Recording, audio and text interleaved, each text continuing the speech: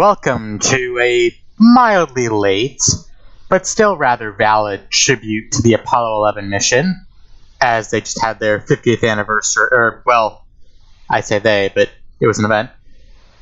The 50th anniversary just occurred, so I figured I'd do my own version. Instead of the Apollo, or, goddamn, why can't I speak today? Instead of the Saturn V, we have the Neptune III, featuring Saturn V parts, up to and including the launch escape system, and including those J2 engines on the bottom, or their derivative, the Mastodon. Now, I'll try to shoot for the same part of the moon this time, unlike I did in my test run, or original tribute, link to the Reddit post in the comments below. But without more bullshit, let's get into the sky. Oh, that is... This game, like, even without all the mods for visuals, is sometimes incredible. But it's also really loud. I'm gonna... oh, shit, you don't... Sorry about that. I'm just gonna turn that down right and quick. Let's go like 29%. Yeah. So, fun fact, the Saturn V is actually among the most reliable rockets ever built, with only one partial failure out of all launches. That being the infamous Apollo 13 incident, where an oxygen tank blew up and nearly killed the astronauts and cost them the landing. But other than that, it was a tasty success throughout the entire program with these marvels of engineering. And so far, looks like we're about to continue that tradition of success as we sail gloriously up to 6,000 feet and beyond.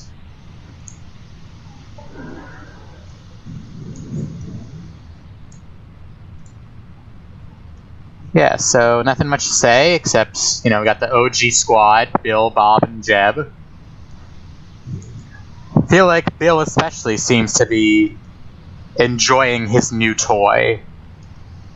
Either that, or they're just all being shaken around by the vibrations on this thing. Which I guess is fair, because, you know, it's 5 of the biggest engines ever built, pushing it through the atmosphere. I mean, yeah, it's like, oh, no, I'd like to speak to the manager. There's vibrations of my rocket. Yeah, no, it's like, that's just not gonna happen. And now we can switch to a lower inclination as stage 1 falls away, and the biggest engine on the craft takes over for the remainder of our flight into the black.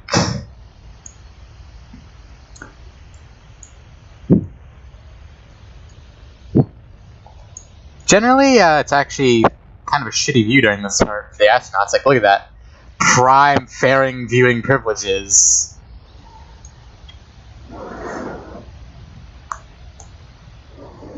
So, like, until they get to space, that's all they see. Like, at least on the real Saturn V, they got to look outside instead of just seeing the inside of a protective fairing for half the damn mission. Let's see. Yeah, this is quite the low inclination. But yeah, it's, all things considered, it's a pretty, things going pretty smoothly. As we reach our 80,000 foot or meter apoapsis and go to circularize.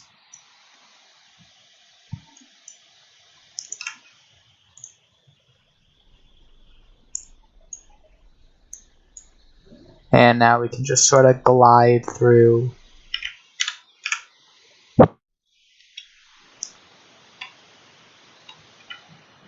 Sort of glide through the upper atmosphere. And there we are, we're in space. seeing as a successful ground to space entry, goodbye fairing, goodbye launch escape system, and you can see the stack with the actual lander in the middle, and the CSM command service module on the top there, which is historically accurate. They actually shoved the Eagle in the middle. There's their little launch system falling away gloriously. Yeah, there was the famous transposition and docking maneuver. Always a classic, you know. Retweet this if you would transpose and dock with your followers. That's 5, 6, 7, 3. And now we're just now let's just get to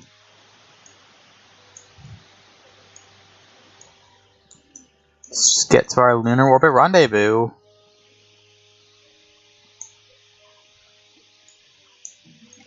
Including that crispy free return trajectory.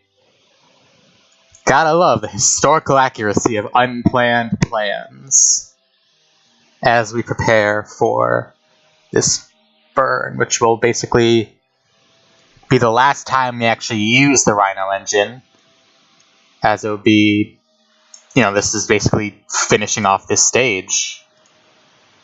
Slurps up all the fuel. This is a thirsty boy right here if I've ever seen one.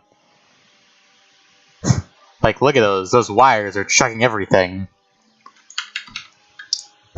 And everyone's happy to be in orbit. Good times, smiles all around. 2, 1.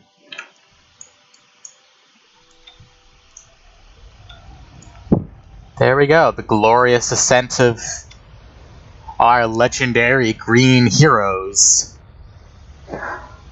You know, I wonder, it'd be impressive if you could see, like, if you had a telescope, you could actually probably see the exhaust from the ground, given that it's so bright.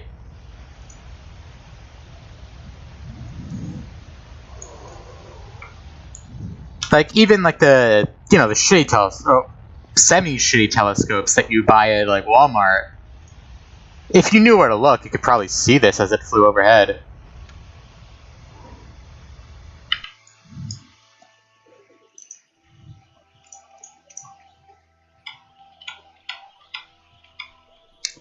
Let's go a little bit closer.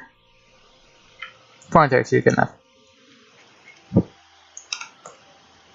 And without further ado, we can just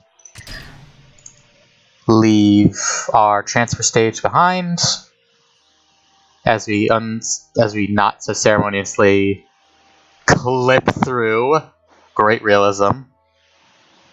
But yeah, we won't be needing that big boy anymore. He just gets a flyby. Alright, now it's time for the rather important transposition and docking maneuver, which is where they got into the proper order.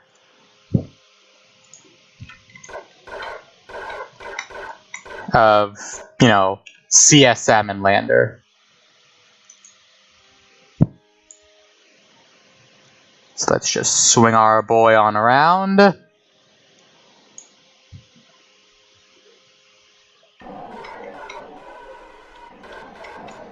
And come on back. Now, I'm pretty sure on the actual missions they did this in deeper space, but, you know, I don't feel like waiting, so we're doing it live.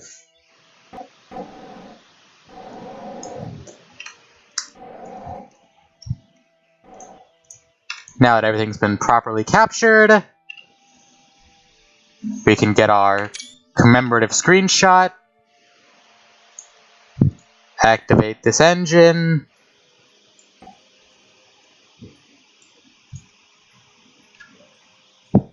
and prepare for our maneuver. So, yeah, you know, it's pretty normal. Just swing back into orbit right quick. Let's not waste our monoprop on this. We have enough reaction control wheels. And yeah, it's a 4-hour drive to the moon, so I'll see you there. And here we are, right above the moon. As we kill off all that speed we don't need. Yeah, nothing much to say. It's a pretty straightforward rendezvous or maneuver. Just, you know, something everyone's got to do eventually. Because I feel like mastering Apollo-style missions is honestly kind of a prerequisite for a lot of the other things in this game. Like, if you can't dock two spaceships, space stations that aren't single launch are basically off the table. Which brings me to another point of mine. The tutorials in this game, Squad did us dirt. Well, yeah. Essentially, they utterly screwed us. Like, I admit, I've played the tutorials, and they were just so trash. Like, they don't teach you shit, realistically. But, you know, that's just my gripe. I don't know how many of you who actually play this game feel the same. Feel free to debate, argue, whatever, but, you know, that's just me. Yeah.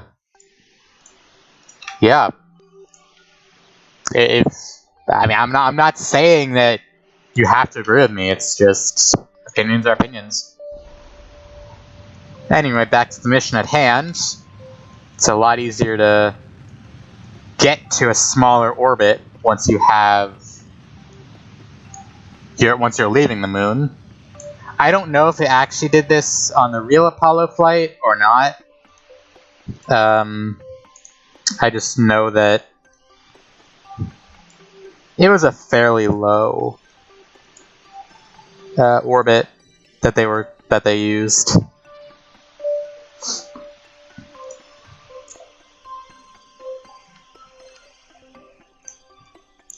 So yeah, that's what I'm getting the squad into, the boys, the lads.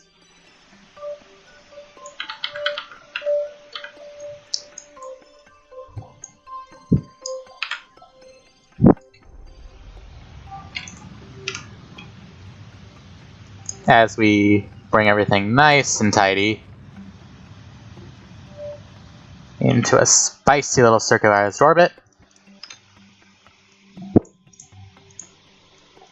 And, you know, may as well just pop this antenna up, because it's there. And Bill and Bob can board the lander.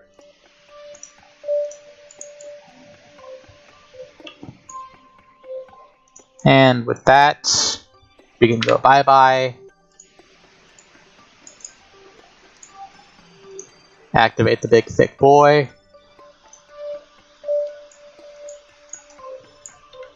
Turn on SAS systems.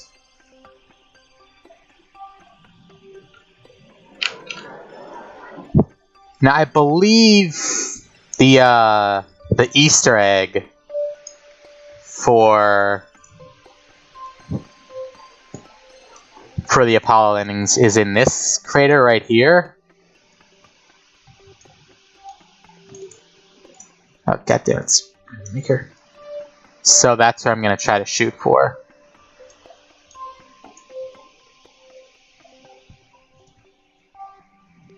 Just right in that crater there. As we swing around, and, you know, for realism, may as well point this towards the Earth.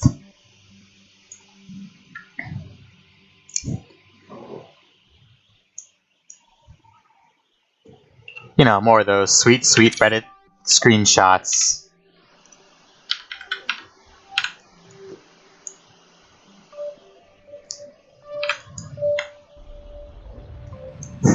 Oh no, the aliens abducted the mothership. How will we ever get back?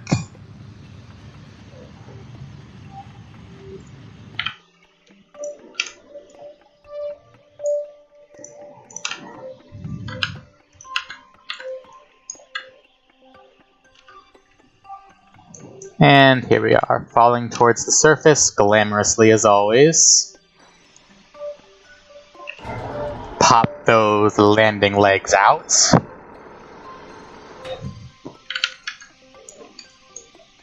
And basically, you know, just kind of let ourselves drift till we get too fast.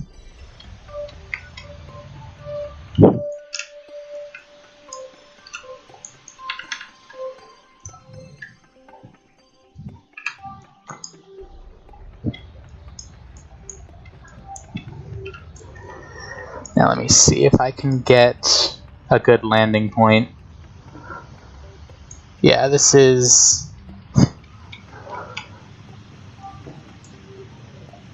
you know, just lining everything up with the crater floor.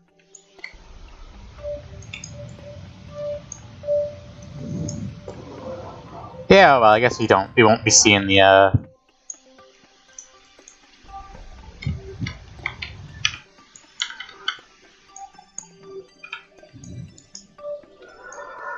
looks like we won't be seeing Neil Armstrong, kids.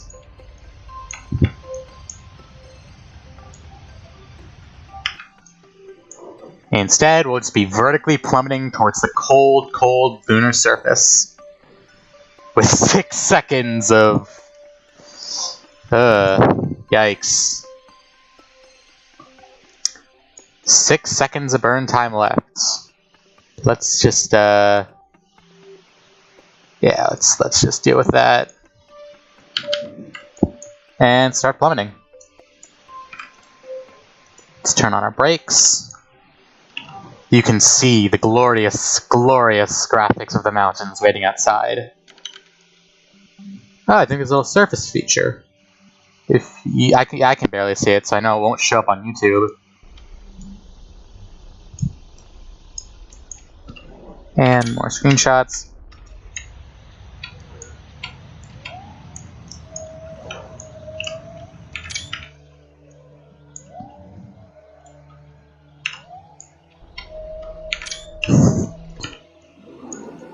Alright, as we gloriously descend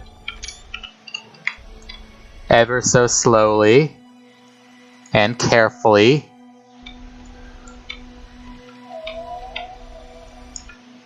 The final moments of the touchdown. And we are all good. Ladies and gentlemen, the Eagle has landed. For the second time, a man will now walk on the moon from one of these crafts. If he can get his shit together. And, okay, he just got a T-pose on us, wow. So, it's actually a fairly big craft. As you can see, compared to Little Boy Bob. I'm gonna turn that music down, goddamn. Anyway, so let's just pop a flag down. Our glorious emblem. Let's call this Lunicod Point. And you know what? For that photo album, for your grandma's photo album, we'll just throw somebody off the lander. Good enough. Let him walk to the side.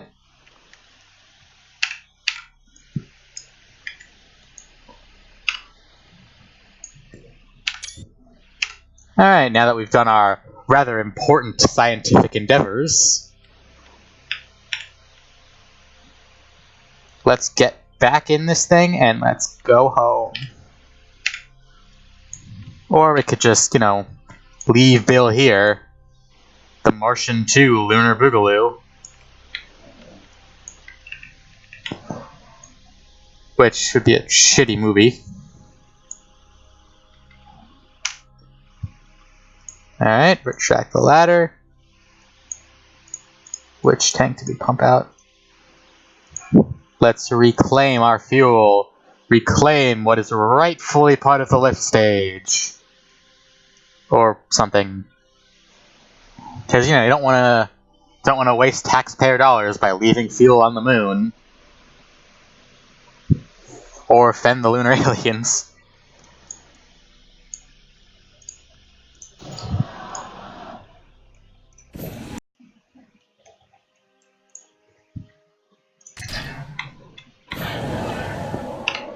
And we're off!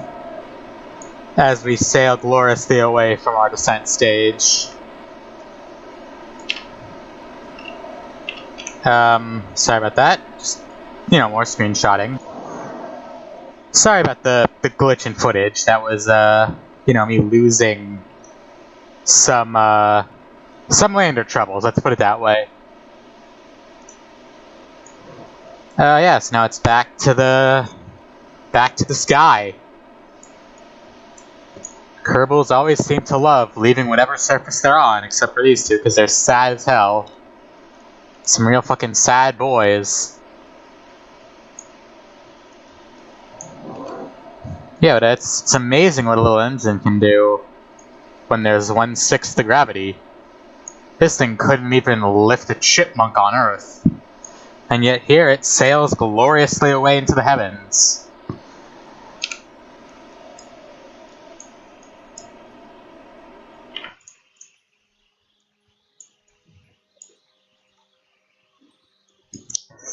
Ugh.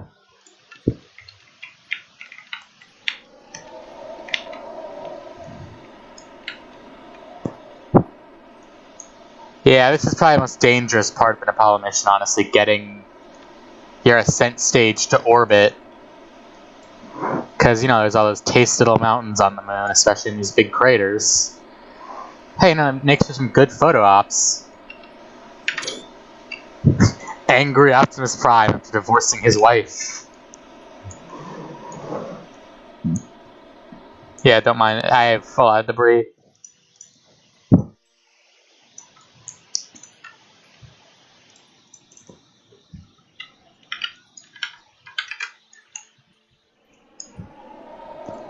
Yeah, so now, you know, just flying vertical. Everyone's fine. Wonder what these buttons do. What do you guys think these buttons do? Let me know down in the comments below. 'Cause, like, I know these buttons have some use, but like all this other shit, like, it's gotta do something, right? Think about it.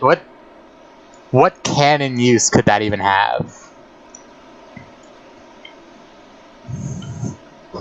The space donut must know.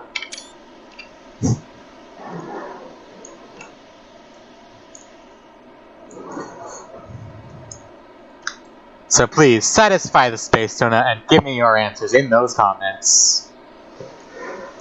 As our connection to above land hits stroke. Anyway, I'll see you at the final docking.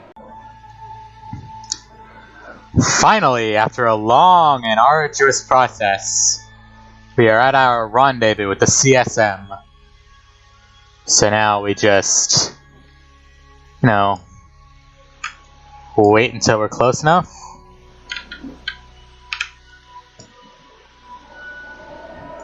And begin our rendezvous, or docking procedures. Gotta kill off all that extra speed.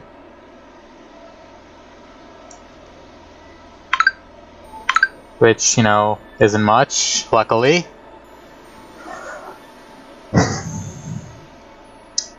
So it's a little bit of a waiting game, honestly. Yeah. Waiting games, they involve waiting. The more you know.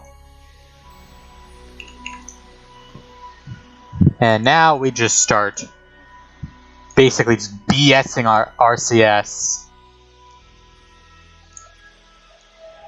to get as close as we can. Oh, look at that. World's most perfect docking. The donut ship invading the Earth. Thumbnail for a new movie.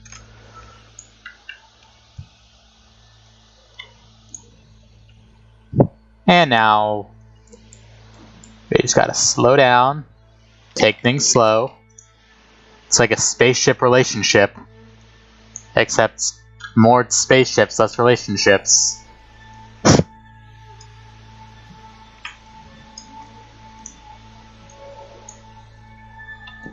And we're even on the right side. Let's go! Just gotta select the right bloody part.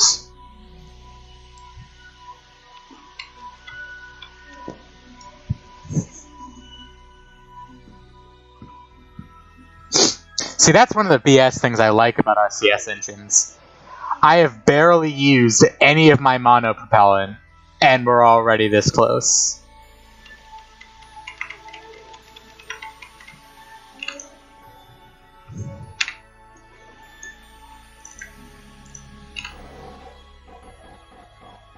Now let's just get everybody involved.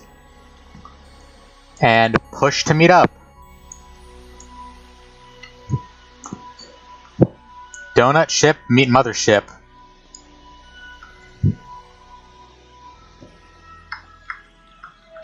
And right on target. However, to, keep space clean, after we get the lads back from, the boys back from the lander, now we just gotta smash it.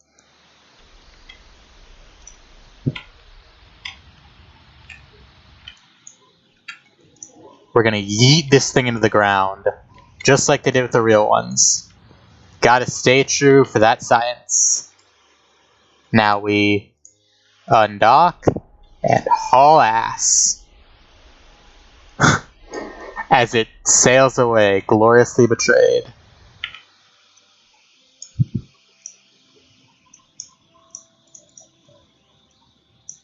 Now, back to Earth. Well, except for the lander. That thing's completely fucked now. We've killed it. But hey, accuracy is accuracy. Anyway, nothing much else to talk about as the sun rises on yet another lunar day. It's funny, it's like, there's all this stuff they put into these huge moon rockets, and then this is the only thing that comes back to Earth. Just this little pod and its CSM, which, to sort of, I guess, clear the air, the CSM is only the engine, consumables, fuel tank. The pod isn't part of it.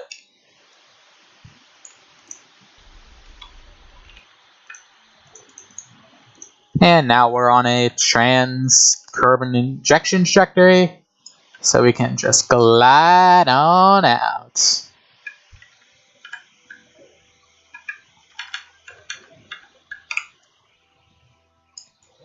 Now comes the several days of burning to get close to make things relatively logical.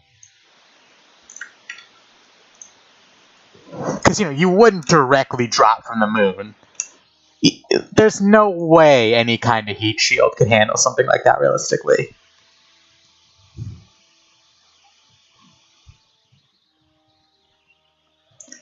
Like, you would be burned to a crisp if you fell from the moon.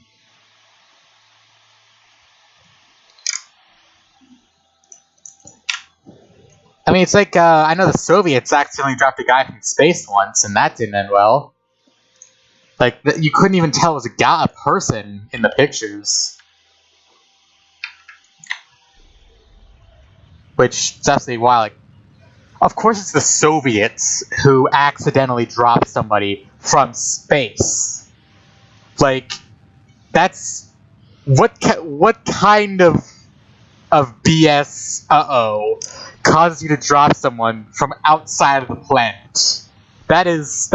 It's incredible, but it's dumb. Like, you know what I mean?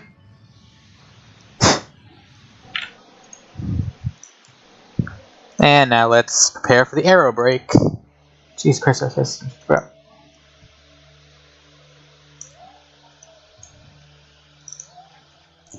Because, let's just use the atmosphere to, slow us down. because, you know, that's the logical thing to do, and we're logical here at Potad Aerospace. Logic not included though, but that's beside the point. And now let's start falling. I guarantee you, even with the aero braking and the lower drop point, we're still gonna get stupidly fast.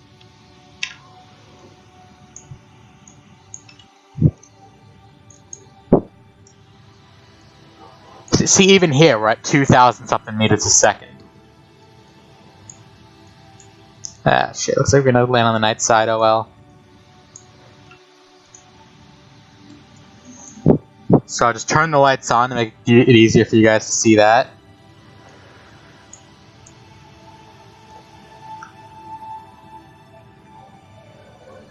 And 3, 2, 1.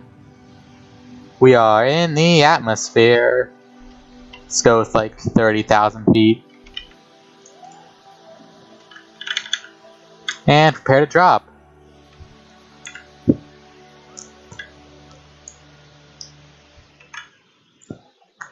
Let's just, now that we're in the atmosphere, to cut weight. Separate the CSM. And, you know, maybe use this a little bit of a light show. World's biggest and most expensive firework on YouTube for the first time ever. Let's get a nice little view of the mountains as we plummet at like Mach 7 towards the ground. Yeah, no, but the CSM, that probably just burns up. Because it's not shielded for re-entry like we are. Even the bit that was connecting it to the heat shield, that's probably not designed to survive. And here we are, the first inklings of air resistance at 51,000 meters. It's gonna get... oh, shit. Wait, did I break the antenna? Oh, I guess I never put it. Yeah, now it's getting real spicy. Let's check on the CSM. So far, so good.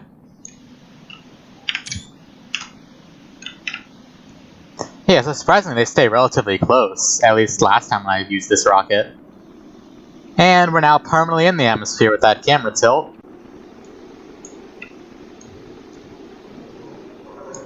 I wonder...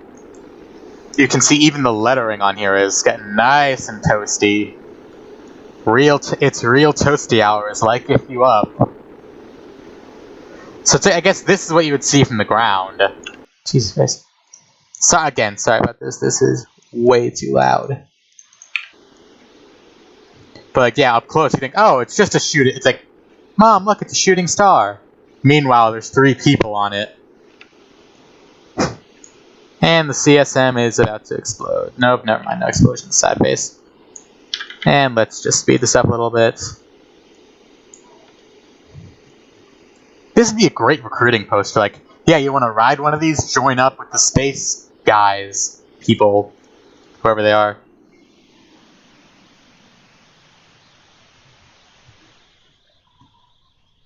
And we are in dark flight. And there goes our parachutes as we head towards the mountain. Let's just yeet our heat shield, because we don't have we need a yeet shield. As we have delivered the pizza into the sky. Goodbye, heat shield. Oh, this might actually be a pretty good place to land. Oh no, that's not good. Oh, that almost went so badly.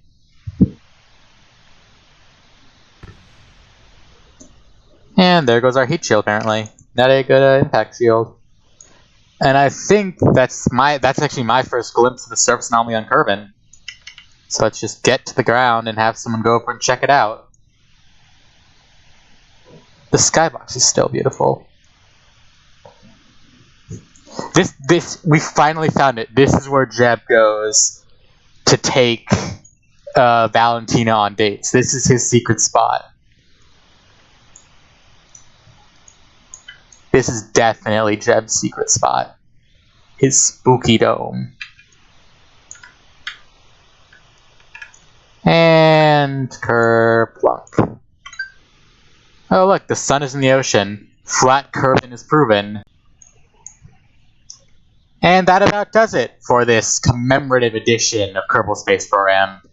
Hope you all enjoyed. I'll see you in the next video as always. Good night, and have a great day.